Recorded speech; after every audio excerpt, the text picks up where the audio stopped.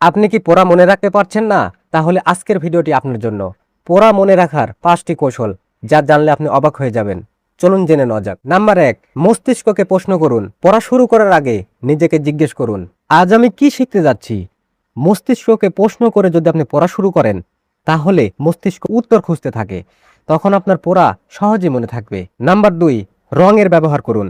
গুরুত্বপূর্ণ শব্দগুলো আলাদা রং দিয়ে মার্ক করুন। রঙিন তথ্যগুলো সাধারণ লেখার চেয়ে মস্তিষ্ক খুব সহজে মনে রাখতে পারে। নাম্বার 3, চোখ বন্ধ করে মনে করুন। একটি পৃষ্ঠা পড়ার পর বই বন্ধ করুন। তারপর চোখ বন্ধ করে মনে করার চেষ্টা করুন কি পড়েছেন আপনি। এই অভ্যাস স্মৃতিশক্তি অনেক বাড়ায়।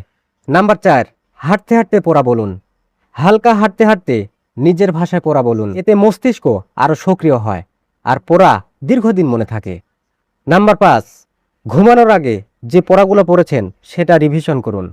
ঘুমানোর আগে মাত্র 5 মিনিট পড়া ঝালিয়ে নিন। ঘুমানোর আগে সেই তথ্যকে মস্তিষ্ক দীর্ঘমেয়াদী স্মৃতিতে সংরক্ষণ করে রাখে। একটা কথা সবসময় মনে রাখবেন, বেশি পড়া নয়, স্মার্টভাবে পড়াই সফলতার চাবিকাঠি। আজ থেকে এই কৌশলগুলো ব্যবহার করুন, দেখবেন পড়া ভুলে যাওয়ার অভ্যাস অনেকটাই কমে যাবে।